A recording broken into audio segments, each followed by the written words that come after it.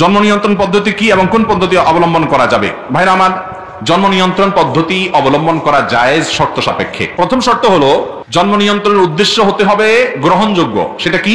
হয়তো কোনো কারণে ভদ্র মহিলার একটা বাচ্চা আছে, এখন আরেকটা বাচ্চা উপর্যুপরি হয়ে গেলে দুটা বাচ্চা মানুষ তিনি করতে পারবেন না, এরকম কোন জায়গায় আছে না একাকী স্বামী স্ত্রী, কথা। অথবা একটা বাচ্চা আছে, এখন এই মুহূর্তে আরেক বাচ্চা হলে এটাকে ধরার মতো রাখার মতো লোক নাই, হেল্প করার মতো লোক নাই, কষ্ট থাকবে, শহরে বসবাস করে, কথা।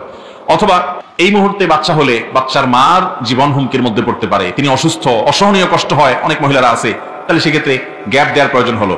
তাহলে এই সমস্ত উদ্দেশ্যে জন্ম নিয়ন্ত্রণ করা জায়েজ আছে। কিন্তু আমাদের সমাজে বেশিরভাগ মানুষ জন্ম নিয়ন্ত্রণ করে উদ্দেশ্য হলো যে আমার ইনকাম কম, রুজি রোজগার কম, বেতন কম, তো এখন জন্ম নিয়ন্ত্রণ না করলে পোলাপান আরেকটা হলে খাবেটা কি, খাওয়াবোটা কি, এই উদ্দেশ্যে যদি জন্ম নিয়ন্ত্রণ করে, এই চিন্তা থেকে যদি জন্ম নিয়ন্ত্রণ করে, সেটা হারাম বা নাজায়েজ হওয়ার ব্যাপারে কারোর কোনো দ্বিমত নাই। কেন?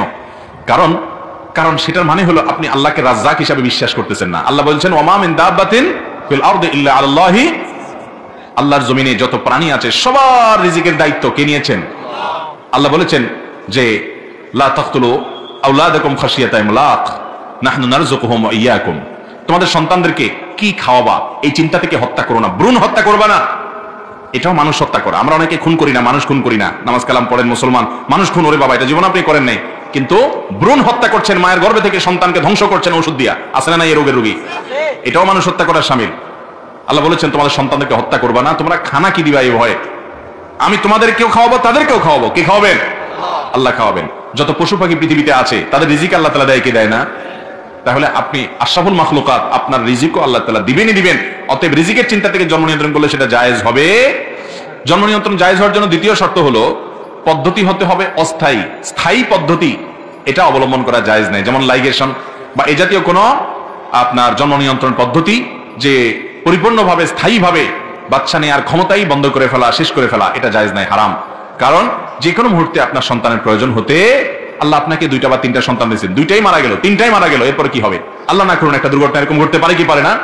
অতএব স্থায়ীভাবে জন্ম নিয়ন্ত্রণ করা জায়েজ নাই। ভাইরা আমার, আমাদের দেশে যেসব মিথ্যা কথা খুব জনপ্রিয়, এই জনপ্রিয় মিথ্যা কথাগুলোর ভিতরে একটা হলো ছোট পরিবার সুখী পরিবার।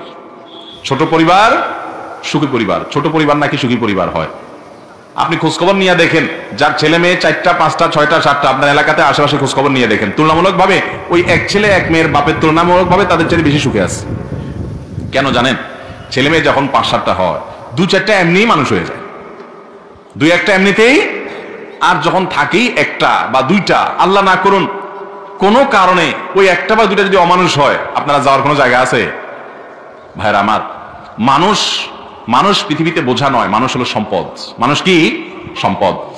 গত বোধহয় 2-3 সপ্তাহ আগে বাংলাদেশের প্রথম সারির একটা টেলিভিশন চ্যানেলের নিউজ দেখলাম যে ইতালির গভর্নমেন্ট সেখানে সন্তান জন্মের হার বাড়ানোর জন্য যত রকমের প্রণোদনা আছে, যত রকমের উপহার দেওয়া আছে, ভাতা দেওয়া আছে, টাকা পয়সা দেওয়া, সব চালু করেও জন্মের হার বাড়াতে পারছে না, মানুষ জন্ম হচ্ছে না।